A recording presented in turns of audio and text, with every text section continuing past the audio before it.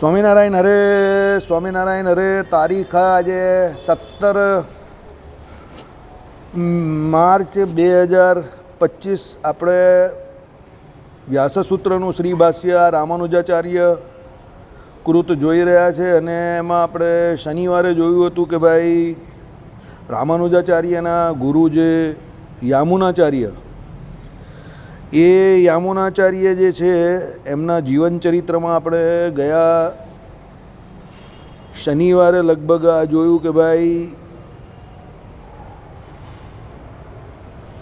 ભક્તિ માર્ગ જે છે એના આચાર્યો જે છે તે બધા ખ્રિસ્તી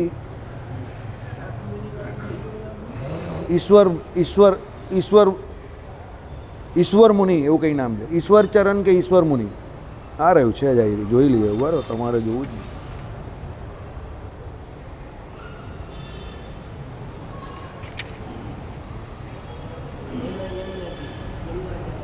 હે? હા,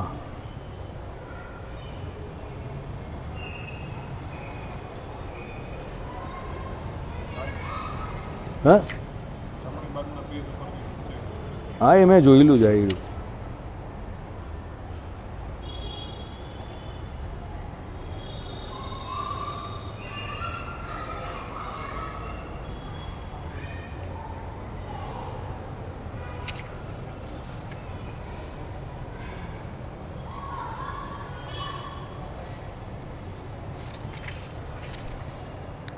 નાથ મુનિના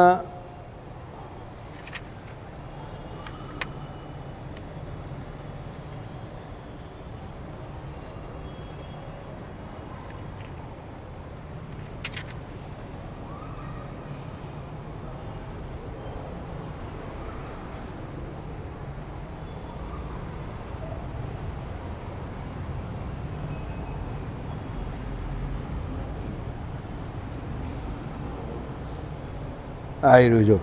નાથ મુનિ જેમનું પૂરું નામ શ્રીરાંગ હતું, તેઓ ભક્ત, વિદ્વાન અને યોગ સાધનામાં કુશળ હતા. તેઓ પરણ્યા અને એક પુત્ર થયો, તેનું નામ ઈશ્વર મુનિ પાડ્યું. ઈશ્વર મુનિ કહ્યું ને, મને યાદ છે ઈશ્વર મુનિ. અને એક એમના બીજા પુત્ર પણ હતા, એ તમને કહેવાય એને પેલું અર નામનું જે શાસ્ત્ર શીખવાડેલું હતું ને,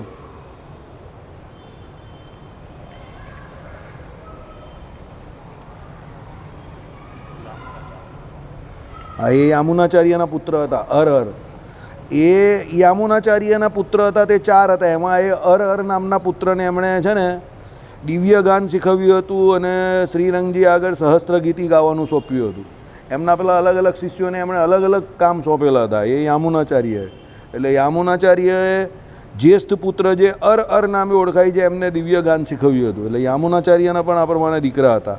યામુનાચાર્ય તો હતા જ ને, બહુ જોરદાર હતા ને, એને તો લગ્ન કરેલા હતા ને. બરાબર.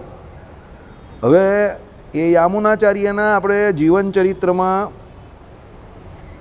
ગયા વખતે એટલે એમાં જોયું કે ભક્તિ જે છે તે મોક્ષમાં પરમ સાધન જે છે, એ ભક્તિનો ઉદય એકચ્યુઅલી ભારતીય સંસ્કૃતિમાં ઘણા વર્ષોથી અનાધિકારથી છે. એટલે કોઈ એવું કહે કે ભાઈ ખ્રિસ્તીઓ જે છે તે ઈસવીસન જે આપણી આ શરૂઆત થઈ ત્યારથી આવ્યા અને તે પછી એમ કહે કે ખ્રિસ્તી ધર્મની અસરથી આપણે તો એમ કહીએ કે દેવોને પૂજવાની. કારણ કે એ લોકોમાં શું છે, દેવને પૂજવાનો જે મહિમા છે ને તે ખ્રિસ્તી ધર્મ કહેવાય છે.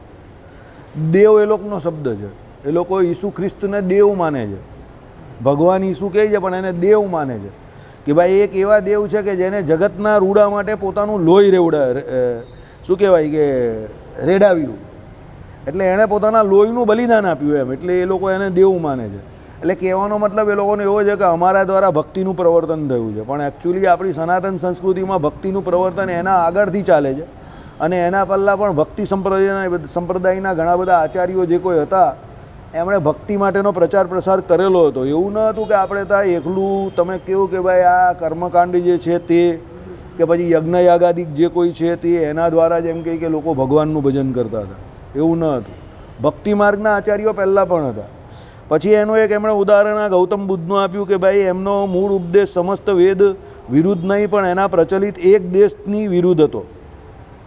તેમ ભાગવત મત પણ મૂળ વેદ વિરુદ્ધ નહીં, પણ નહીં જોઈ બલકે એના ઉપબૃહણરૂપ જ જે ઉત્પન્ન થયો હશે પછી, અને પણ પછીથી જેમ બૌદ્ધ મત વેદ વિરુદ્ધ પડ્યો તેમ ભાગવત મતે પણ આગળ જતાં જો કે આસ્તિક હોય એ વેદ વિરુદ્ધ તો ન પડ્યો તો પણ વેદથી સ્વતંત્ર અને સમાન કોટીના આગમ તરીકે ગણાવવાનો દાવો કર્યો. હવે આમાં આગમ અને નિગમ તે શું સમજી જાઓ તમે? વેદ સિવાયના જે બીજા શાસ્ત્રો જે છે ને, શ્રુતિઓના આદિક, એને આગમ તરીકે કહેવામાં આવે છે, અને વેદો જે છે ને એને, એટલે વેદોમાંથી જે શ્રુતિ હોય એને નિગમ કહેવામાં આવે. આગમ અને નિગમ. હવે અહીંયા કહેવાનું તાત્પર્ય એવું છે કે જે વેદ સિવાયના બીજા શાસ્ત્રો જે છે, એમ કહી કે ઘણા બધા શાસ્ત્રો એવા છે એમાં જે કે ભક્તિની એમાં ઘણી બધી વાત નથી આવતી. શ્રુતિઓમાં તો આવે પણ સ્મૃતિઓમાં ને એમાં કે ભાઈ એમાં મૂળભૂત ભક્તિની વાત નથી આવતી એમ. પણ એ વાત પણ ખોટી છે. કેમ કે ભાઈ આપણે ત્યાં તો દરેક શાસ્ત્રોમાં છેલ્લે ભક્તિની વાત આવે જ છે, એવું નથી કે નથી આવતી. એટલે આને પણ આપણે વેદ વિરુદ્ધ તો ના કહી શકીએ. સમજો, વેદોને સમજવા માટે બીજા શાસ્ત્રો છે, એવું નથી કે એ વેદ વિરુદ્ધ છે. પણ હવે ઘણી જગ્યા પર શું હોય કે એનો પ્રચાર પ્રસાર એવી રીતે થતો હોય કે પેલાને એવું લાગે કે આ વેદ વિરુદ્ધ ચાલી રહેલા છે. વેદોમાંથી ખાલી હિંસામય યજ્ઞ એનું પ્રતિપાદન જે થતું હતું એનો જ વિરોધ ગૌતમ બુદ્ધે પણ કરેલો. આખા સમસ્ત વેદનો વિરોધ નહીં કર્યો, પણ સામાન્ય જન સમુદાયમાં એવું થયું કે ગૌતમ ભગવાન જે હતા તે એમ કહે કે એણે વેદનો વિરુદ્ધ પ્રચાર કર્યો. આ મેં તમને કહું ને, આખી આપણી સંસ્કૃતિ જે છે ને તે ઇમેજ પર બહુ જાય છે. મને આ વસ્તુ બહુ પહેલેથી ખૂંચે છે જરા. માસ્તર પેલો 50માંથી જે છોકરા હોશિયાર હોય ને એની ઇમેજ પર એનું રેટિંગ કરીને એને માર્ક્સ આપે. આપણે ત્યાં એક પ્રશ્નનો જવાબ પેલા રેન્કરે લખેલો હોય ને તો એને 10માંથી 8 કે 9 આપે, ને પેલા કોમન સ્ટુડન્ટે એ જ જવાબ એટલો ને એટલો લખેલો હોય તો એને 6-7 જ આપે. આપણે ત્યાં ઇમેજ ઉપર બહુ કામ ચાલે છે. આ બહુ ખોટી પરંપરા છે, સમજો. બધામાં એવું, મારી જોડે જ એવું કેટલી વાર થતું હતું, અત્યારે પણ થાય છે. મારી જોડે અત્યારે પણ થાય છે, સમજો. આપણે લોકો છે ને બધાને એક કક્ષાની અંદર બાંધી દઈએ છીએ. આપણે એનું કામ જોઈને કામ નહીં, એટલે એની એ નહીં વાત નહીં વિચારતા, સમજો. આખો સમાજ જ એવો છે આપણો, દરેક જગ્યા પર. દાખલા તરીકે કોઈ વ્યક્તિ પૈસા ઓછા કમાય છે તો એનું ટેલેન્ટ જોવામાં નથી આવતું. પછી આપણે એવું કે પૈસા ઓછા કમાય એટલે એ ગગો છે. આઈડિયા આવી ગયો? પૈસા ઓછા કમાય એટલે એ ગગો થોડો છે. એને એ ખબર છે કે મારે આટલા પૈસા કમાવાની જરૂર છે, હું આમાં ખુશ છું, હું રાજી રહું છું, તો એ વધારે મહેનત જ નહીં કરતો, તો એને પૈસા કમાવાની જરૂર નથી. હું મારી પોતાની જ તમને વાત કરું, વખાણ કરવા નહીં કરતા. અત્યારે જે ડીન છે, ડીઆર શાહ માલિબસના ડીન હતા, હવે તો રિટાયર થઈ ગયા, એ મારું પેપર મારી સામે ચેક કરવા બેઠેલા, ફાર્માસ્યુટિક્સ 1 કે 2નું. એકચ્યુઅલી ઇવન દો એ એનો સબ્જેક્ટ નહીં હતો, બીજાનો હતો, શેઠ સાહેબનો. તો પણ એને એમ કે આનું ચેક કરું. તો હું રિસેસમાં ગયો તો મને બોલાવ્યો, એમ કે હું આટા મારે અંદર આવું. તો હું ગયો, મને કહે તારો નંબર ને 5 કે 6 નંબર હતો. મેં કહું મારો નંબર, તારું પેપર ચેક કરું છું. હવે હું કરો સાહેબ, કંઈ નહીં. એને ચાલુ કર્યું મારું પેપર. પહેલાં એ જોયું મારું પેપર, તો મારું પેપરમાં આખી એક સપ્લિમેન્ટરી પણ નહીં ભરેલી હતી. મને કહે તું કા પાસ થવાનો? એમ કે તે સપ્લિમેન્ટરી પણ નહીં ભરી. હું કંઈ નહીં સાહેબ.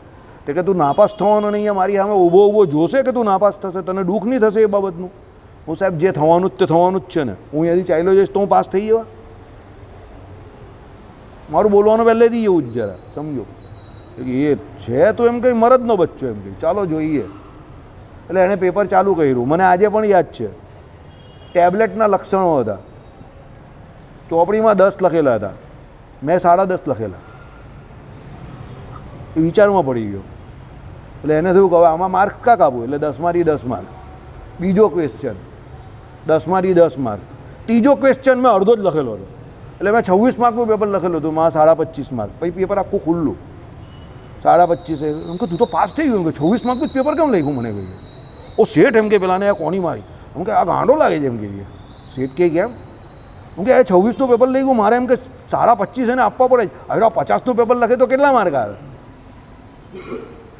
તો કે પેપર જ નહીં લેગો. મેં કહું સાહેબ મને ખબર હતી હું આટલામાં પાસ થઈ જવા, હું સેટિસ્ફાઈ છું, મારું કામ પૂરું થઈ ગયું, મારે પાસ જ થવું છે. હું એ રેસમાં જ નથી. મેં કહું કે મારે 45 લાવવા અને 50 લાવવા. તો આ જમાનામાં પણ આવા લોકો રહી છે, એમ કે હું સાહેબ મારા જેવા લોકો તો બહુ છે સુરતમાં, તમને ગલી ગલીએ મળી જાય. એ કે તને આ કોન્ફિડન્સ ક્યાંથી આવ્યો કે તું 26નું પેપર લખે તો પાસ થઈ જાય? મેં કહું સાહેબ હું ટોટલ 3 ક્વેશ્ચન કરીને જ આવેલો, એમાંથી 2.5 પૂછાયા તો મેં 2.5 લખી દીધા. તો કે બાકીના? મેં કહું મને આવડતું જ નથી, તમે આજે પૂછો તો આજે પણ નહીં આવડે. તે કે ચલાવેલા તો ખરા ને શેઠ સાહેબે. મેં કહું શેઠ સાહેબે તો બધું જ ચલાવેલું, હું કાં ના પાડું, પણ મને વાંચવાનો ટાઈમ મળવો જોઈએ ને, મને વાંચવાનો ટાઈમ નહીં મળેલો. એટલે મેં 3 ક્વેશ્ચન કરેલા, એમાંથી 2.5 પૂછાય, મેં 2.5 લખી દીધા, તમે માર્ક્સ આપી દીધા, હું પાસ થઈ ગયો, મારું કામ થઈ ગયું, તમારું કામ થઈ ગયું, કામ ખતમ, ધંધા ખતમ થયું. ચાલો હવા દો, ચાલો. મારી ઇમ્પ્રેશન આવી બની ગઈ કે આવો જ છે લફંડર એમ. સમજો, એક વસ્તુ અત્યારે પણ યાદ કરજો અને આ ગાંઠ બાંધીને રહેજો. તમે મજબૂત માણસ હશો કે તમારો આત્મવિશ્વાસ બહુ ચરમસીમા પર હશે ને, people will not like you. એ લોકો ફોર્સફુલી તમને નીચે પાડવાની કોશિશ કરશે. એ લોકો ફોર્સફુલી તમે અભિમાની છો, અહંકારી છો એવું કહેવાની ને સાબિત કરવાની કોશિશ કરશે. આમાં અહંકાર અભિમાનની વાત જ નથી. હવે મારા ઘરમાં મારી પરિસ્થિતિ જેવી હતી એ સમયે પર, મારે જે ઘરમાં કામ કરવાનું હોય તો હું પૂરેપૂરું ચોપડું જ નહીં વાંચી શકતો હતો. બટ નેચરલ વાત છે, એ મારો પ્રોબ્લેમ હતો. હવે એને હું કઈ રીતે સમજાવું? એને ત્યારે એમ કહેવા જાઉં કે સાહેબ મારા ઘરમાં બહુ પ્રોબ્લેમ છે, તો મારાથી પૂરું વંચાય એવું જ નથી. હું એને કઈ રીતે સમજાવવા જાઉં? આઈડિયા આવી ગયો. પણ લોકો તમને એ ઇમેજથી જ જોશે કે એની જાતને બહુ સ્માર્ટ સમજે છે. અરે સ્માર્ટની કા પથારી પહેરવે છે? તું મારા ઘરે આવીને મારી પરિસ્થિતિ તું જો, સમજો, બરાબર? એટલે આપણા ભારતીય સનાતન સંસ્કૃતિનો, આપણા ભારતીયોનો આ પ્રોબ્લેમ છે. બહારના લોકો જે આગળ આવે છે ને એનું કારણ આ છે કે એ શનિ રવિ શું કરે છે એ લોકો નહીં જોતા, એ કામ શું કરે, એટલે એ જે કામ માટે આવેલો છે અને એ કામ એ કેટલો પ્રિસાઇઝલી કરે છે, લોકો એ જોઈને એનું રેટિંગ કરે છે. એટલે એ લોકો આગળ છે આપણાથી. આપણે ત્યાં શું એની બીજી બધી વાત બહુ જોઈ. ભાઈ મેં આને જે કામ માટે બોલાવેલો, જે કામ એ બરાબર કરે છે ને, કામ પૂરું થઈ ગયું, જવા દેવું. આપણે એની ઇમેજ જોઈએ કેવો છે કેવો નહીં. હવે એને કંઈ મારે કંઈ એની જોડે કંઈ વ્યવહાર બીજો થોડો કરવાનો છે. હવે એ વ્યવહાર કરવાનો હોય ત્યારે તમારે એ બધું જોવું હોય. અત્યારે તમારા કામ માટે આવેલો જે કામ એ બરાબર કરે છે અને રૂપિયા પૈસામાં એ તમારું કામ કરવાનું છે, રૂપિયા પૈસામાં બરાબર. છોડને માયા બીજી એ શું કરે છે, કાં જાય, શું કરે, આપણે શું લેવા દેવા. પણ આપણે ત્યાં એ પ્રોફેશનલિઝમ નથી. આપણે ત્યાં ગૌતમ બુદ્ધ ખાલી જો એક બાબતમાં એણે આવું કહ્યું કે ભાઈ વેદોમાં જે હિંસા જે છે એને પ્રતિપાદન કરીને લોકો ક્ષત્રિયો બધા જોરદાર ખતરનાક હિંસાઓ કરે છે, આપણે વેદને ખોટા કરી નાખીએ એવો એણે ક્રાંતિકારી વિચાર આપ્યો. એટલે લોકો એને નાસ્તિક કહી દીધા અને એને વેદ વિરુદ્ધ છે એવું કહી દીધા. પણ એનું કામ તો જોવું તમે, એણે કેટલી બધી હિંસા રોકી એ સમય પર. કેટલા બધા બેજાન જે જાનવર હોય, એટલે બિચારા બોલી ન શકે, બે જુબાન જાનવર, એની જાન બચાવીને એ વ્યક્તિએ. તો તમારે એ જોવું ત્યારે જરૂરી છે કે એણે કેટલા બધા જાનવરોની જાન બચાવી, કે એણે વેદ વિરુદ્ધ પ્રચાર કર્યો એ જરૂરી છે. પણ લોકો એવી રીતે જ કહે છે કે બુદ્ધ ભગવાન એટલે નાસ્તિક સંપ્રદાયનો મત. એ ટોટલી નાસ્તિક ન હતા. સાંભળો, આમાં એ જ કહેવા માગે છે. પણ આજે બી લોકો એની ઓળખાણ કેવી રીતે આપે છે કે ભગવાન બુદ્ધ એટલે વેદ વિરુદ્ધ. આઈડિયા આવી ગયો? આ આપણા ભારતીયોની બહુ મોટી ઉણપ છે. એના બધા કામ એવા નાસ્તિક ન હતા, એ ટોટલી વેદ વિરુદ્ધ હતા જ નહીં. આમાં કહ્યું એ પ્રમાણે એનો એક પક્ષ જ એવો હતો કે હિંસાનું પ્રતિપાદન વેદોમાં જે કરેલું હતું એને હિંસા યજ્ઞના રૂપમાં થતી હતી, એ એણે રોકવી હતી, બસ by hook or by crook. એટલે એણે એ પ્રચાર કર્યો કે ભાઈ હું વેદને જ નહીં માનતો, બોલો થાય તે કરી લે, વેદ જ ખોટા છે. એણે એ પ્રમાણે વાત કરવાનું શરૂ કરી દીધું, બરાબર? એટલે એ ભગવાન હતા પોતે, એટલે લોકો એમને વેદ વિરુદ્ધ કહે છે. બાકી એ ટોટલી વેદ વિરુદ્ધ હતા જ નહીં. જો આમાં લખેલું જ છે. આવું આપણા ઘણામાં થાય છે. બીજું, માણસ જે વાંચવા બેઠો હોય ને, સમજો, હું તમને હજુ પણ કહું છું, જ્ઞાન શક્તિ નેચરલ બાબત છે અને મહેનત નેચરલ બાબત છે. જો મેં આજે વોટ્સએપ મોકલો છે કોઈને એકને, અલગ અલગ પ્રકારનો, કદાચ તને પણ મોકલો હશે, તને મોકલો હોય કોઈને, હું મોકલીશ પછી. બહુ સરસ વોટ્સએપ છે, આંગળીઓવાળો છે કે ભાઈ આ બે આંગળીની આ વચ્ચે આ હોય તો આ માણસ ઇન્ટેલિજન્ટ કહેવાય, આ ઓનેસ્ટ કહેવાય. આ જે બધી એનો છે વિડીયોઝ છે એવા હું તમને પણ મોકલી આપવા. બહુ સરસ છે, ઇન્ટેલિજન્ટ છે એકદમ, બરાબર? પગના ચરનાર આમ પડે ને જેના, અને આ વચ્ચે ગેપ હોય ને, સમજો, એ કેવો કહેવાય? બુદ્ધિજીવી કહેવાય. જે ફ્લેટ હોય ને, આમ પગ સીધો પડે ને આ ફ્લેટ હોય ને, આ ગેપ નહીં પડતો હોય ને, એ માણસ મહેનતું વધારે હોય, બરાબર? આ વિચારીને કામ કરનારો હોય. ને જે ફ્લેટ હોય, તમે જોજો જે ઉચકવાનું ને એ બધું કામ કરતા હોય ને, લારીવાળા ને એ બધા, એ લોકોના પગ જોજો, હા, એ લોકોના પગ જોજો આમ ફ્લેટ હોય નીચેથી. હે?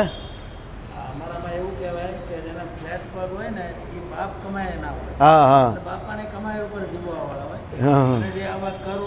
હા, બસ એટલે એ એના ટેલેન્ટનો ઉપયોગ કરતા હોય. એ મારી પાસે આખો વિડીયો જ આજે છે, હું તમને મોકલી આપીશ બધાને, બરાબર? તને પણ મોકલી આપીશ સુનિલ. સરસ છે, સમજવા જેવો છે. સામુદ્રિક શાસ્ત્રના જ બધા અંદર નિશાનો બતાવેલા છે. એટલે કહેવાનું તાત્પર્ય શું છે, આપણે ત્યાં બધું ઇમેજ પર ચાલે છે ને, એ ખોટી વાત છે. ઇમેજ નહીં બાંધો, એ માણસનું કામ જો અને પછી વાત કરો. એટલે અહીંયા એ ગૌતમ બુદ્ધની વાત કરી, એ પ્રમાણે આગમની વાત કરી કે ભાઈ આગમો જે છે તે પણ એમ કહે કે કોઈ એમ કહે કે ભક્તિ સંપ્રદાયની વિરુદ્ધ નથી. આગમોમાં પણ ભક્તિનું પ્રતિપાદન કરેલું જ છે. આગમો અને નિગમ પહેલાં સમજી જાઓ. નિગમ એટલે જે વેદો જે છે, વેદોમાં જે શ્રુતિઓ જે છે એને નિગમ કહ્યું. અને વેદ સિવાયના બીજા શાસ્ત્રો જે કોઈ સ્મૃતિઓ આદિક જે કોઈ બીજા જે કોઈ પુરાણો આદિક જે કયા આપણે ત્યાં, એ બધાને આપણે આગમો કહીએ છીએ. આગમ અને નિગમ એ બે ઉપર આખી સનાતન સંસ્કૃતિ ચાલે છે. આપણે ત્યાં વેદોને જેટલું પ્રામાણ્ય આપવામાં આવેલું છે એટલું 18 પુરાણોને પણ પ્રામાણ્ય આપવામાં આવેલું છે. ઉલટી વિદ્વાનો એવું કહે છે કે વેદ ભણતા પહેલાં તમે પુરાણો જે છે એનો અભ્યાસ કરો, પુરાણોનો અભ્યાસ કરો, ઉપનિષદોનો અભ્યાસ કરો, વેદ પછી તમને સમજ પડશે. ડાયરેક્ટ વેદોનો અભ્યાસ જાતે જાતે કરવા જશો તો એમાં તમારો જે અભિપ્રાય છે તે ખોટો આવવાનો પૂરેપૂરા ચાન્સ છે. એટલે પહેલાં 18 પુરાણો કોઈની પાસે ભણો, એની કથા વાર્તા સાંભળો, પછી વેદનો અભ્યાસ કરો, તો તમને વેદનું તાત્પર્ય સમજ પડશે, બરાબર? એટલે આગમને સમજીને નિગમને સમજવાનું છે. નિગમ એટલે આ ભાઈ વેદ, આગમ એટલે આ જીગર. આપણે બધા આગમમાં આવીએ, સાદા માણસો. કેમ આગમને? આગમમાં એટલે જે વેદ સિવાયના શાસ્ત્રો છે ને એમાં પાત્રો દ્વારા બધું સમજાવેલું છે. પુરાણોમાં જે છે તે સ્ટોરી રૂપે છે, વાર્તાઓ દ્વારા જ, એટલે પાત્રો છે એમાં, સમજો, બરાબર? વેદોમાં પાત્રો નથી કોઈ. એટલે વેદોને સમજવા હોય તો એ બહુ માર્મિક છે. તો એને સમજવા માટે પહેલાં શું, આગમ એટલે બધા પુરાણોને, 18 પુરાણોને સમજો, સ્મૃતિઓને સમજો, બધી અલગ અલગ સ્મૃતિઓ જે છે તેને પણ સમજો. અને એમાં અલગ અલગ જગ્યા પર ભાગવત ધર્મનું પ્રતિપાદન કરેલું જ છે. ડાયરેક્ટ નહીં તો ઇનડાયરેક્ટ કરેલું છે. અલગ અલગ જગ્યા પર અલગ અલગ રીતે કરેલું છે. આજે જ સવારે મેં કથામાં રમેશભાઈ ઓઝા આપણા સંપ્રદાય વિશે વાત કરતા હતા, મેં સાંભળ્યું, બરાબર? આપણા ગુજરાતમાં જ કથા કરે છે. અને પેલું જલારામ બાપાવાળું એમણે ઉચકેલું આજે, અને બહુ સરસ બોલ્યા. સંપ્રદાયના સ્થાપક ભગવાન સ્વામિનારાયણ શ્રીજી મહારાજ, એમની શિક્ષાપત્રીમાં એમણે રાધાકૃષ્ણને પોતાના ઈષ્ટદેવ માનેલા છે, સમજો. એમણે જે શાસ્ત્રો બતાવેલા, શ્રીમદ ભાગવતમાંથી શું લેવું, કયા અવતારો પાસેથી શું લેવું, તે બધું એમણે એમના શાસ્ત્રોમાં લખેલું છે. તો એ મૂળ શાસ્ત્ર પર તમે જાઓ ને, તમે બીજા એવા શાસ્ત્ર શું કામ તમારા જે બનાવેલા છે તે પકડો છો કે જેના દ્વારા એમ કહે કે સનાતન સંસ્કૃતિનું ખંડન થાય છે? એ બધા શાસ્ત્રોને તમારે કંઈક કરવાની જરૂર છે. જે આપણે વાત કરીએ છીએ એ ભાઈ પણ એ જ વાત કરે છે કે વાતું એકચ્યુઅલી શાસ્ત્ર છે જ નહીં, બરાબર? એ ડાયરેક્ટ સરગાઈ બાળી નાખો. આજે પાછું એણે એ જ વાત કરી. એ કહી કે બે મોટા વ્યક્તિ મળે નહીં, બે સાધુ તો મળે જ ને, તેમ ગુણાતીતાનંદ સ્વામી અને આપણા જે કોણ કહેવાય, જલારામ બાપા, એ બંને મળ્યા અને બંને મળીને પોતપોતાના હાલચાલ પૂછ્યા અને જે કંઈ એ લોકોએ ચર્ચા કરવાની હતી એ કરીએ. તો બે સંતો મળી તો શકે જ ને, સમજો. અને મળે તો પછી એકબીજાને ઉંમર પ્રમાણે ને એના પ્રમાણે આશીર્વાદ બી આપે. એવું કંઈ જરૂરી નથી ઉંમરમાં નાના હોય તેને મોટા હોય તો આશીર્વાદ બી આપે, એને પગે પણ લાગે. એનો મતલબ એવો નથી કે કોઈ નાના મોટા થઈ ગયા કે કોઈ સર્વોપરી થઈ ગયા. તમારા માટે તમારા ઈષ્ટદેવ સર્વોપરી છે તો બીજા માટે એના ઈષ્ટદેવ સર્વોપરી છે. સર્વોપરી તો એ તત્વ છે જ એમ કહે છે. પણ તમારા ભગવાન સ્વામિનારાયણ પોતે શ્રી કૃષ્ણને સર્વોપરી કહે છે, એ હું તમને કહી દઉં, સમજો, બરાબર? એટલે આપણે શું છે, તમે સ્વામિનારાયણ ભગવાનને આપણે માનીએ છીએ, આપણા એ ઈષ્ટદેવ છે. સ્વામિનારાયણ ભગવાન વિશે કોઈ કંઈ બોલે, નો ડાઉટ આપણે દુઃખ થાય, પણ કોઈ કયા સંદર્ભમાં બોલે છે સંદર્ભ ઓળખવો બહુ જરૂરી છે. એ સંદર્ભ ઓળખ્યા વગર તમે બહારના માણસોને ખાલી આપણા ભગવાનની વિરુદ્ધ બોલ્યો ને આમ ને તેમ ને એ બધી ફાલતુ લવારા નહીં કરવાના. એ કયા સંદર્ભમાં બોલે એ તો જોઉં, એનો સંદર્ભ તો જોઉં. એ કોઈ સ્વામિનારાયણ ભગવાનનું ખંડન કરવા નહીં માંગતા. અને 50 વર્ષમાં જે લોકો બહાર નહીં આવેલા તે બધા એકદમ કેમ સ્વામિનારાયણના વિરોધી થઈ ગયા? હવે આપણા ઓલા ઊંધા ગીત ગાય તો આપણો પ્રચાર પ્રસાર જોઈને, આપણા હરિભક્તો જોઈને, આપણા મંદિરોની પ્રસિદ્ધિ જોઈને બધાને જેલસી થઈ ગઈ. અરે બધાને એકસાથે જેલસી થઈ ગઈ 50 વર્ષ પછી. હવે જેલસી થઈ, અત્યાર સુધી નહીં થઈ. અને બધા જ જેલસ. અને તમે બધા બહુ સારા, તમારા પેપરોમાં નામ આવે દર મહિનામાં 2 વખત, તો તમે બધા સારા અને બીજા બધા જેલસ. હું ફાલતુ વાત કરો યાર. સમજો. કંઈક ને કંઈક પેલો કહીને કે ધુમાડો નીકળે છે તો કશે ને કશે કંઈક તો આગ લાગેલી છે, કંઈક બળતરા છે. સમજો, બોલવાનો વિચાર તો કરો યાર, હું ફાલતુ લવારા કરવાના. આમાં એ જ વાત કહી છે કે ભાઈ ગૌતમ બુદ્ધ ટોટલી વેદ વિરુદ્ધ ન હતા. સમજો, જગતગુરુ શંકરાચાર્ય અદ્વૈત મત જે છે તે ટોટલી એવો નથી એનો કે એમાં ભક્તિની વાત જ નહીં કરી કે ગ્રહણ નહીં કરવાનું હોય, કે જગતગુરુ શંકરાચાર્યએ કોઈ એવું કામ જ નહીં કરેલું હોય કે જેને ગ્રહણ જ નહીં થાય. તો ભાઈ વિષ્ણુના સ્તોત્ર શું કામ બનાવે, ગણપતિજીના સ્તોત્ર શું કામ એ બનાવે, મંદિરોમાં જઈને બધા મંદિરોના પુનરુદ્ધાર શું કામ કરાવે, મંદિરોને એને તો નિરાકાર બ્રહ્મને માનવાનું ને એનું પ્રતિપાદન જ એને સંપૂર્ણ રીતે કરવું હોય અને એને એનો જ પ્રચાર પ્રસાર એ પ્રમાણે કરવાનો હોય તો મંદિરોની બાજુ પુનરુદ્ધાર શું કામ કરાવે, એના કામ તો જોવું. એટલે એ ટોટલી એવું ન માનતા હતા કે ન ઈચ્છતા હતા કે જેવું એ કરતા હતા, એનું કામ કરવું અને એનો મત એ બંનેમાં ફેર પડે. જોવું તમે, એણે સ્થાપન કર્યું અદ્વૈત મતનું અને એને મૂર્તિ પૂજા તો બધે વિકસાવી છે. આ બધા મંદિરોમાં બધે મૂર્તિઓ છે અને એ મૂર્તિઓ ભગવાનની છે, એની પોતાની થોડી છે. જગતગુરુ શંકરાચાર્ય પોતાની મૂર્તિ થોડી પૂજવા આપી છે.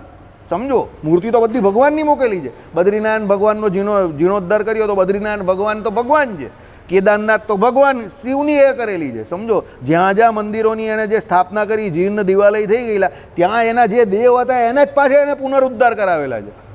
તો એ નિર્ગુણ નિરાકાર બ્રહ્મને ટોટલી પ્રતિપાદન કરીને એને જ એને જોરદાર પ્રતિપાદન કરવું હોય તો આ બધી મૂર્તિઓની સ્થાપના શું કામ કરાવે ઉપાસના માટે?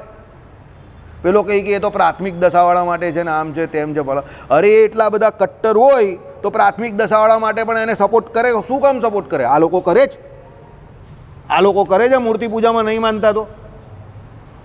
તો તમે આ લોકો જોડે જગતગુરુ શંકરાચાર્યને સરખાવવા માંગો છો? મારો પ્રશ્ન સમજો. આ લોકો મૂર્તિ પૂજાને નહીં માનતા તો એ લોકો મંદિરોને પ્રમોટ કરે છે, તોડી તોડીને બનાવે છે ને. એ લોકોની મજારો કે મસ્જિદો જે હોય તે બનાવીને પહેલાં 500 વર્ષ 600 વર્ષ પહેલાં તો જગતગુરુ શંકરાચાર્યએ મંદિરો તોડાવ્યા કે બનાવ્યા? તો એ નિર્ગુણ નિરાકાર બ્રહ્મનું ટોટલી પ્રતિપાદન કરતા હોય, કરે છે, અદ્વૈત મતમાં કરેલું છે. પણ જો એ એટલા બધા કટ્ટરવાદી હોય તો પછી મંદિરોને પ્રમોટ શું કામ કરે, મૂર્તિઓને પ્રમોટ શું કામ કરે, સ્તોત્ર મંત્ર શું કામ આપે, ઉપાસનાનો આટલો ફેલાવો કેમ કરે? સનાતન સંસ્કૃતિ જે આખી હિન્દુ સનાતન સંસ્કૃતિ જે આખી અંદર ચાલી ગયેલી, વેદ વિરુદ્ધ ને નાસ્તિકો બધા અંદર આવેલા, તો એ બધાને એ ભગાવીને એ બધાને શાસ્ત્રાર્થ કરીને હરાવીને મૂળભૂત વેદ પરંપરાગત જે આપણી પ્રકૃતિ કે પ્રણાલિકા એને પાછી ઊભી કેમ કરે? ઉલટી એ તો એમ કે મારે નિર્ગુણ નિરાકાર બ્રહ્મની જ ઉપાસના કરાવી જ દે. જવા દે ને અંદર ઓર, મારે શું કામ છે આ બધું કરવાનું? ઘણી વખત ઘણા મોટા પુરુષ ડબલ ગેમ રમતા હોય, યાદ રાખજો. એની 2-way ગેમ હોય, એ સમજવી બહુ અઘરી છે. એટલે કોઈ પણ મોટા પુરુષ પ્રત્યે કોઈ પણ પ્રકારનો આક્ષેપ કરવો નહીં. એણે એના સમયમાં જે કંઈ કરેલું હોય ને એ તમે એ સમયને અનુલક્ષીને જોવ તો એ બેસ્ટ જ હોય. એટલે જ એ મોટો પુરુષ છે, યાદ રાખજો. અને એટલે જ આપણે સામાન્ય પુરુષ છે. આપણે ત્યાં સુધી શું સમજતા હતા? ગૌતમ બુદ્ધ એટલે ટોટલી વેદ વિરુદ્ધ એવું જ સમજતા હતા ને આમાં ચોખ્ખું આવ્યું એ ટોટલી વેદ વિરુદ્ધ ન હતા. આ ગ્રંથ જ કહીશ, સાંભળો. આ ગ્રંથ કઈ સાલમાં બનેલો છે? 1912. 1912. આ કઈ ચાલે? 2025. 113 વર્ષ જૂનો ગ્રંથ છે. એમાં આ પ્રતિપાદન કરેલું છે. સમજો, બરાબર? એટલે આપણે કહીએ ને ઇમેજ બાય ઇમેજ તમે ન જાઓ કે કોઈ વ્યક્તિએ વેદ વિરુદ્ધ, એમને આખા જીવનમાં બધા કામ એવા વેદ વિરુદ્ધ નથી કર્યા ગૌતમ બુદ્ધે કે આપણે ત્યાં આગમો એટલે જે પુરાણોમાં કે બીજા બધા જે કોઈ શાસ્ત્રો જે છે એમાં ભાગવત ધર્મની વિરુદ્ધ બધી વાત નથી કરી. પણ લોકો એવું જ કહે છે કે ભાગવત ધર્મની વિરુદ્ધ છે. એવું નથી. આપણે ત્યાં ભાગવત ધર્મ ખ્રિસ્તીઓ આવ્યા એ પહેલાં પણ હતો, એનું પ્રતિપાદન કરેલું જ હતું. મહાભારત આદિ ગ્રંથોમાં 5500 6000 વર્ષ પહેલાં જ કરેલું છે. પંચરાત્રમાં એ પહેલાં જ કરેલું છે કે ભાઈ ભાગવત ધર્મ એટલે શું? 5 રૂપોની ચર્ચા પણ એ પહેલાં કરેલી છે. એ રૂપોની સાથે ભગવાનની ઉપાસનાની ચર્ચા પણ પહેલેથી કરેલી છે, ભક્તિની ચર્ચા પહેલેથી કરેલી જ છે ને આ બધું અનાદિ છે. અહીંયા એ કહેવા માગે છે, બરાબર? આ મુદ્દાને હું આટલો એમ્ફેસાઇઝ કેમ કરું છું? Don't go by image. કોઈ વ્યક્તિની ઇમેજ નહીં બાંધતા, એના કામ ઉપર જ આગળ જજો. અને કોઈ એક વ્યક્તિને ઇમિટેટ નહીં કરવાનો લાઈફમાં કે આ સંપૂર્ણ રીતે સાચું ને એને જ માનું. હરજીવનદાસ શાસ્ત્રી તો એમનું જે કામ ગમે એને જ લેવાનું. સંપ્રદાયમાં જે એમણે સારું કર્યું, વેરી ગુડ, સમજો. નરેન્દ્ર મોદી તેનું કામ કયું સારું છે? સુરક્ષાવાળું કામ સારું છે. ઇકોનોમી, આઈ એમ સોરી, ચોખ્ખું જ કહી દઉં. આઈ એમ રિયલી સોરી.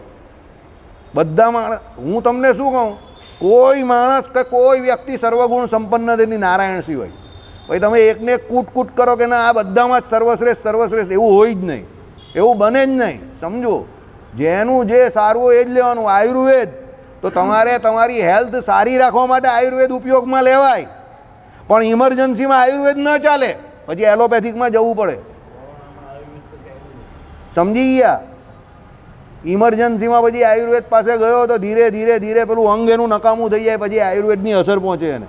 એટલે એલોપેથિક જ જોઈએ. ત્યારે ઇન્જેક્શન મારવા પડે, બોટલ ચરાવવી પડે, અરે સ્ટીરોઇડ પણ આપવી પડે. પેલો કંઈ સ્ટીરોઇડ, અરે ભાઈ આપની ભાઈ, એ રહેશે તો પછી આડઅસર આવશે ને. એ જ નહીં રહેશે તો આડઅસર કોને આવશે? મને જ મારી જ વાત કરતા હતા કોરોનામાં. મેં કહું સાહેબ સ્ટીરોઇડ આપો છો. મને કહે તારે રહેવું જ કે નહીં રહેવું? મારે તો રહેવું છે. તો બસ થોડી આડઅસર. હા, લાઈફ સેવિંગ ડ્રગ્સ એ એટલે જ કોરોનામાં આપવામાં આવતી હતી. હવે એની સાઈડ ઇફેક્ટ નડે છે, મને પણ નડી છે, 100% નડી છે. પણ હવે હું અત્યારે જે બોલું છું તે સ્ટીરોઇડ જ બોલે છે. કેમ? કારણ કે મને આપી ત્યારે તો હું બચેલો છું. સાઈડ ઇફેક્ટ આવી, મને ઘણી બધી આવી, એ પછી હું ભોગવી રહેલો છે એના પરિણામ, પણ હું બચેલો તો છું ને તમારી સામે. સમજો ભાઈ, તમે કહો સ્ટીરોઇડ નહીં આપતા, અરે પણ બચાવવા માટે તો સ્ટીરોઇડ આપવી જ પડે ને. તો સાઈડ ઇફેક્ટ જ છે એની. મારું વિઝન તો બહુ ક્લિયર હતું. સમજો, આનું વિઝન પણ બહુ ક્લિયર હતું. હવે એ સ્ટીરોઇડ આપે, હવે ડૉક્ટર બિચારો, ડૉક્ટરનો શું વાંક તે ટાઈમ પર? ડૉક્ટરે અમને બચાવવા હતા. એક વિકેટ તો પડી ગયેલી, તો બીજી વિકેટો બધી જાય નહીં અમારા ઘરની, તો ડૉક્ટર તો કંઈ ને કંઈ તો કરે ને. એને સ્ટીરોઇડ આપી. તો હું કહું સાહેબ સ્ટીરોઇડ આપો. અરે મને કંઈ લે નહીં ભાઈ, તું સ્ટીરોઇડ તું કાં મગજમારી કરે છે અત્યારે? સમજો, એ એકનું એક તમે કૂટ કરો ના, હું સ્ટીરોઇડ નહીં લેવું, હું એલોપેથિક દવા નહીં લઈશ, હું આયુર્વેદિક લઈશ, તો મારા બી ફોટા લાગી ગયા હતા અહીંયા. તમારે એકાદ ફોટો અહીંયા મારો મૂકવો પડતે. ભાઈ આ ભાઈ હતા અહીંયા, સુખડનો હાર બાર તમે એકાદ બે દિવસ તો ચડાવતો, પછી ગાળો આપતે કે હવે ભાઈ બંધ કર, ભાઈ આ ગયો હવે. સમજી ગયા? એટલે એકનું એક કૂટ નહીં કરવાનું, કોઈ એક વ્યક્તિને ઇમિટેટ નહીં કરવાનું. સમજો કે આ મારા જીવન ચરિત્ર કોઈ નહીં, બધાનું જે સારું હોય તે લેવાનું, નહીં હોય તો નહીં લેવાનું, છોડી દેવાનું એનું. હા ભાઈ જવા દે ભાઈ, આપણે નથી કામનું, જવા દો. કોઈ વ્યક્તિ આઈડિયલ હોઈ જ નહીં શકે. નારાયણ સિવાય પૂર્ણ કોઈ છે જ નહીં અનંતકોટી બ્રહ્માંડમાં, કોઈ નથી.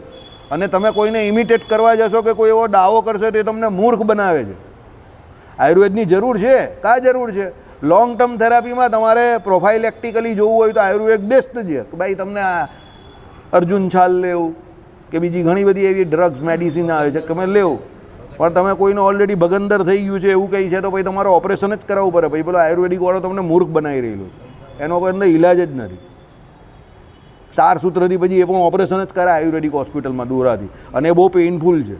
સમજો, એટલે જ્યાં જે લેવાનું હોય એ જ લેવાય. પછી તમે એકને કૂટ કરો એ નહીં ચાલે. તમે કહો અમારું આયુર્વેદ, અરે ભાઈ છે સારું, કોણ ના પાડે છે, પણ એના કરતાં સારું બીજું કોઈ છે તો એ લેવું. ત્યારે ઇમરજન્સીમાં આ ચાલે એવું તો આ લેવું. ઇન્જેક્શનની જરૂર તો ઇન્જેક્શન જ અપાય, કારણ કે એ તરત ઇફેક્ટ આપે. આઈવીની જરૂર છે તો આઈવી જ અપાય, અને ટેબ્લેટની જરૂર છે તો ટેબ્લેટ જ અપાય. સમજો, પણ જ્યાં જે જરૂર હોય એ અપાય ને. બરાબર? આમાં એ કહેવા માગે છે આગમોની પણ જરૂર છે, નિગમની પણ જરૂર છે, બધાની જરૂર છે. પણ કોનો ક્યાં કેવી રીતે કેટલો ઉપયોગ થવો જોઈએ, કરવો જોઈએ, એ આપણી ઉપર છે, એ વિદ્વાન પુરુષો ઉપર છે, અને એણે કેવી રીતે એને પ્રમોટ કરીએ એ આપણે સમજવાનું છે. બરાબર? ચાલો. આ પ્રત્યે અસહનતાથી શંકરાચાર્ય આદિક ઘણા ઉપનિષદ પરાયણ તત્વજ્ઞોએ સિદ્ધાંત પર આક્ષેપ કર્યો છે, અને તેમાં કેટલાક તો આ અબ્રાહ્મણ સિદ્ધાંત છે. દેવ દ્રવ્ય પર ગુજરાન કરનાર પતિત બ્રાહ્મણોના સિદ્ધાંત છે. આપણે ત્યાં કહે છે ને કે ભાઈ આ કર્મકાંડને આ બધું બ્રાહ્મણોએ ઉપજાઈ નાખેલું છે. કેમ કે કર્મકાંડને આ બધું બ્રાહ્મણો કરાવે, તેનાથી બ્રાહ્મણને શું મળે? બધામાં બ્રાહ્મણ શ્રેષ્ઠ, બ્રાહ્મણ શ્રેષ્ઠ, બ્રાહ્મણ શ્રેષ્ઠ. બરાબર? તમે ટ્રેનોમાં જાઓ, ગમે ત્યાં જાઓ તો આ ચર્ચા ચાલતી જ હોય કે આ તો બધું બ્રાહ્મણોએ ઘુસાડી દીધું છે આપણા શાસ્ત્રોમાં. પણ એ એકચ્યુઅલી એવું નથી. બ્રાહ્મણોએ આપણા શાસ્ત્રો બનાવ્યા જ નથી, યાદ રાખજો. બ્રાહ્મણોએ આપણા શાસ્ત્રોના પ્રતિપાદન કરેલા છે, એ શાસ્ત્રોને જણાવનારા છે, શાસ્ત્રોને રચનારા નથી. સમજજો, આપણા વેદો જે છે કે એ શાસ્ત્રો જે છે તે તો બધા અપરુષેય છે. તો બ્રાહ્મણ તો એ ખાલી બોલે છે, એની વાચા છે, વાણી છે એની. બ્રાહ્મણે થોડા બધા રચેલા છે, એને તમને સમજાવનારા છે. એટલે એ તમે જે કંઈ કહેવું છો એ ખોટી વાત છે. કે ભાઈ ઉપનિષદો છે કે ભાઈ આ બધા જે પરાયણ તત્વજ્ઞો એ સિદ્ધાંત પર આક્ષેપ કરેલો છે, તેમાં કેટલાય તો અબ્રાહ્મણ સિદ્ધાંત છે, દેવ દ્રવ્ય ઉપર ગુજરાન કરનાર પતિત બ્રાહ્મણોના સિદ્ધાંત છે, સાત્વત ઉપનયન સંસ્કાર આદિ રહિત વૈશ્ય એટલે વ્રાત્ય વંશમાં જન્મેલા હીન જાતિના લોકોએ પ્રવર્તાવેલો છે ઇત્યાદિ પણ કહ્યું છે. એટલે આખી સંસ્કૃતમાં વાત કરેલી છે. નીચે લખેલું છે કે ભાઈ એ સર્વેનું યામન મુનિ આગમ પ્રમાણિયામાં પૂર્વોક્ત મહાભારત આદિકના વચનો ટાંકીને નિરસન કરે છે. એટલે આ બધી જે કોઈ માથાકૂટ હતી આપણી સનાતન સંસ્કૃતિમાં અંદરો અંદર લડવાની આ બધી માથાકૂટ પહેલેથી ચાલતી આવે છે. અંદર અંદર જ બધા લડ્યા કરે. આપણે ત્યાં સિદ્ધાંત છે, બે વિદ્વાનોને કોઈ દિવસ બનતું જ નહીં હોય. બે વિદ્વાનો સમકાલીન સમયના હોય ને તે બંને લડતા જ હોય, આખી જિંદગી એમની લડવામાં જ નીકળે. સમજો બરાબર? હે અત્યારે આ બધા બહાર જે છે તે બધા ભેગા થાય છે, સારી વાત છે. અત્યારના લોકો થોડાક સમજુ થયા છે. બાકી આપણો ઇતિહાસ એવો છે ને બધા વિદ્વાનો લડ્યા કરે અંદર અંદર. લડવાનું ના હોય તો પછી તમે વિદ્વાન જ કહેવા. સમજો તો પછી તો આ લોકો પેલા લોકો કારખાનાવાળા છૂટે ને એકબીજાને સાયકલ પહેરાવી દે એ બુદ્ધિશાળી કહેવાય. લડાઈ ઝઘડો થાય તો બરાબર સાયકલ જબરી પહેરાવે એ લોકો, એમાં એ લોકોની માસ્તરી. ચાલો એટલે એ આગામ પ્રામાણ્ય પૂર્વોક્ત એટલે એમણે શું મહાભારત આદિના વચનો ટાંક્યા. કોણે? યામુના મુનિ. અને યામુન મુનિએ કહ્યું કે ભાઈ મહાભારત 5,500 6,000 વર્ષ જૂનો ગ્રંથ છે અને એની અંદર આ બધી ભાગવત ધર્મની વાત કરેલી છે, ભક્તિની વાત કરેલી છે, ઉપાસનાની વાત કરેલી છે, એકલું કર્મકાંડ જ નથી. સમજો બરાબર? કારણ કે મહાભારત તો કેટલા વર્ષ પહેલાં થઈ ગયો. વ્યાસજીનો રચેલો ગ્રંથ 5,500 વર્ષ તો અત્યારે ભગવાન શ્રી કૃષ્ણને થવાના, તો 5,500 વર્ષ તો મિનિમમ થયા મહાભારતને. કારણ કે એમાં તો ઘણા બધા શ્લોક ભક્તિના આવે છે, એમાં ભાગવત ધર્મની ઘણી બધી ચર્ચા છે. અને આ જે ઈસુ ખ્રિસ્તવાળું છે તે તો કેટલા વર્ષ થયા હજુ આ કેટલા હું ચાલે 21મી સદી ચાલે ને તો આટલા જ વર્ષ થયા. તો એના પ્રભાવથી થોડી અમારે ત્યાં એમ કે ભક્તિ આવેલી છે. સમજો બરાબર? એટલે આ બધું જે કંઈ લોકો ઉપજાઈ નાખે છે ને અંદર અંદર આપણા જે ઝઘડા છે એને એ લોકો પ્રમાણ તરીકે ટાંકે છે. હું તમને એટલે કહું કે અંદર અંદર ઝઘડો નહીં કરવાનો. અંદર અંદરના કોઈ પણ વાત હોય ને એ બહારની પબ્લિકલી ના કરો, એનો લાભ બીજા લોકો ઉઠાવે. સમજો કે જે કંઈ પ્રોબ્લેમ છે એના નિરાકરણ ટેબલ પર બેસીને લાવી દેવાના, એને જાહેરમાં જગ જાહેર કરવાની કોઈ જરૂર નથી. સમજો તમે તમારું જે કંઈ વિદ્વત્તાને લગતું કાર્ય જે છે તે તમે તમારા લેવલ પર કરો, એને એવી રીતે ઉપયોગ ન કરો કે જેના દુરુપયોગ દ્વારા બીજા લોકો તમારા જ અંદરના લોકોને મારવામાં એનો ઉપયોગ કરે. સમજો એટલે વિદ્વત્તાનો ઉપયોગ લોકોના હિત માટે કરો, લડાઈ ઝઘડા માટે ન કરો. આ જ અહીંયા કહેવા માંગે છે. બરાબર? ચાલો એ ગ્રંથ જોતા શિવ અને વિષ્ણુની પરસ્પર નિંદાના વચનો પુરાણોમાં એટલે આગમ પ્રમાણીયમાં અનેક પુરાણોથી આ જાતના વચનો એકઠા કર્યા છે. જો આવી ગયું ને આગમ પ્રમાણીય પુરાણો, એટલે પુરાણો મેં તમને હમણાં જે વાત કરી ને 18 પુરાણો તે બધા આગમમાં આવે. સમજો અને નિગમ તો છે જ આપણી પાસે, 4 વેદ જે કયા તે નિગમમાં આવે. એટલે જ્યાં આગમ અને નિગમ આવે ત્યાં આગમ એટલે પુરાણો લેવા અને નિગમ એટલે વેદો લેવા. પાછી આઈ રિપીટ, વેદોને સમજવા હોય તો 18 પુરાણ સમજવા બહુ જરૂરી છે, બહુ જરૂરી છે, બહુ જરૂરી છે. પહેલાં 18 પુરાણોનો અભ્યાસ કરો પછી વેદ ભણવા જાઓ, તો તમને વેદોમાં જે કંઈ કહેવા માંગશે તે ખબર પડશે. શિવ અને વિષ્ણુની પરસ્પર નિંદાના વિચનો એટલે આ બધા આપણે ત્યાં પેલા શિવવાળા શિવનું કહે છે, નારાયણવાળા નારાયણનું કહે છે. પછી એકબીજાના જે ખંડન આવે ને તે એનો ફાયદો કોણ ઉઠાવે? બીજા લોકો ઉઠાવે. દાખલ થઈ ગયેલા જણાય છે. શિવ અને વિષ્ણુ એ શબ્દો એક જ પરમાત્માના મંગળ અને વ્યાપક સ્વરૂપના વાચક છે એમ શંકરાચાર્યના સિદ્ધાંતને ઠેકાણે એકને મુખ્ય દેવતા બનાવી બીજાને ગૌણ બનાવવાની રીતિ ફરી દાખલ થઈ ગઈ દેખાય છે. જો જગતગુરુ શંકરાચાર્ય શું કહે છે? શિવ અને વિષ્ણુ બંને એક જ છે. પણ આ પેલા શિવવાળા વિષ્ણુનું ખોદે, વિષ્ણુવાળા શિવનું ખોદે. બરાબર? એમ ખોદા થાય. એમાં શિવપંથી ને વિષ્ણુપંથીના કેટલા યુદ્ધો થઈ ગયા, લડી લડીને બધા મરી ગયા. સમજો અત્યારે એ જ ચાલી રહેલું છે, નામ બદલાઈ ગયા છે. Swaminarayan versus anti Swaminarayan. આના પછીના જ્યારે શાસ્ત્રો બનશે ઇતિહાસના ને આમાંથી ઘણા બધા લોકો હાજર જ હશે અને વાંચવાળો પણ કદાચ હું જોઈશ, હું પણ હોઈશ, તો ત્યારે આપણે સ્વામિનારાયણ વર્સિસ એન્ટી સ્વામિનારાયણનું આજથી 200-500 વર્ષ પછી આવશું ને વાંચશું પાછા. સમજ પડે છે હું જે કહું તેમાં? નહીં સમજ પડી હશે ઘણા બધાને, નહીં સમજ પડી ને? કારણ કે આપણે બધા બી આવશું આવી રીતે અને આ પણ આનું આ જ રહેશે. તો અત્યારે જે સ્વામિનારાયણ ને એન્ટી સ્વામિનારાયણ ચાલે છે ત્યારે એ ઇતિહાસ બની ગયો હશે ને, એની પર બી કોઈ પુસ્તક તો આવશે જ ને. વાંચવાવાળો પણ હું જોવા કરે ને સાંભળવાવાળા પણ તમે જ હશો, એની વાત કરતા હશું. સમજો બરાબર? કેવું તે સમજી ગયા? લડાઈ ઝઘડો કરવાથી કોઈ ફાયદો નથી. જગતગુરુ શંકરાચાર્યએ અદ્વૈત મતનું સ્થાપન આ કારણથી કરેલું. સમજો કે લોકો વિષ્ણુપંથી ને શિવપંથી એમ કરીને અલગ અલગ ભગવાન છે એમ કરીને લડાઈ ઝઘડો કરતા હતા. એ લડાઈ ઝઘડો મિટાવવા માટે કરેલું, એટલે અદ્વૈત મતનું સ્થાપન કરેલું. હવે સમજ પડી કે એક બ્રહ્મનું પ્રતિપાદન કરે તો ઝઘડો નહીં થાય ને, એટલે કરેલું એમણે એ સમયને અનુલક્ષીને. બરાબર?